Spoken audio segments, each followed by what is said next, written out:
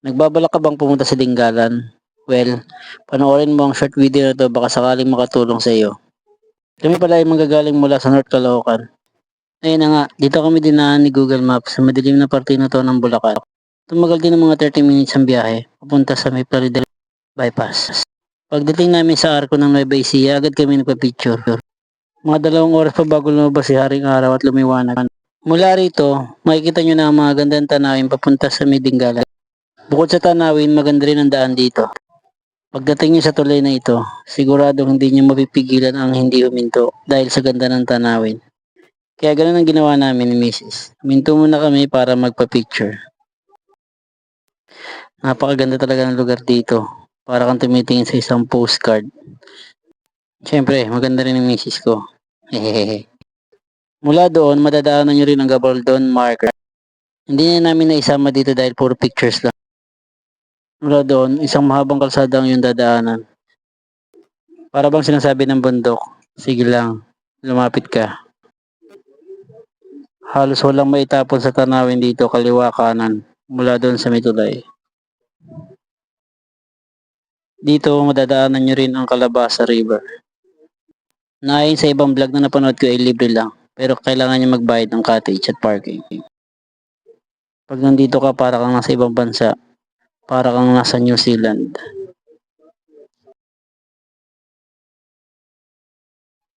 May nadaanan pa kami isang parang resort dito bukod sa Calabasa River. Ganun din siguro, cottage lang din ang babayaran mo at parking. At syempre, huminto kami para magpa-picture ulit. Mula sa tulay na ito, madadaanan yung Dingalan Marker. Nagpa-video muna kami kay kuya. Kaya nang bahala magbigay kung magkano ibibigay niyo sa kanya. Pag nadaanan niyo itong I Love Paltik, palapit na kayo ng palapit sa Dingalan Port. Maya-maya pa ay narating na namin Dingalan Port. Since dalawa lang kami, kailangan namin humanap na ibang kasama.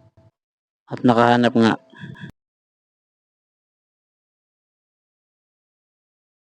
Maya-maya pa ay dumating na kami sa destination namin.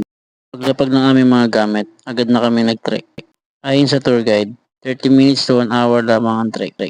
Pero since umulan kahapon, mukhang medyo matatagalan kami. Ito ay dahil sa maputik ang daan.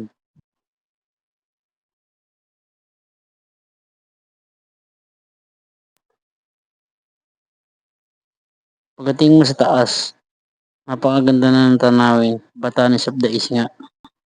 Pero wala pa kami sa pinaka-peak, kailangan pa namin umakyat. Sa lakas ng hangin, halos matumba na si Mrs. Pero enjoy naman sa tanawin, napakaganda. Video ng konti sa taas. At syempre ang human drone ni kuya.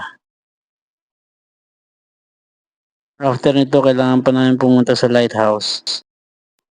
Need pa namin mag-trek papunta sa lighthouse, pero hindi naman daw masyado malayo. Ayun po.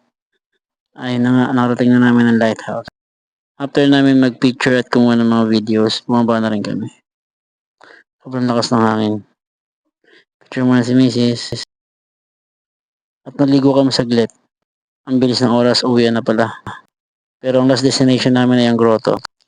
Dito napakaganda pa rin ng tanawin. Tama nga si kuya, may entrance fee pa dito. Pero since nag-rent kami ng bangka, libre na. Kailangan nyo lang ipakita ang resibo nyo.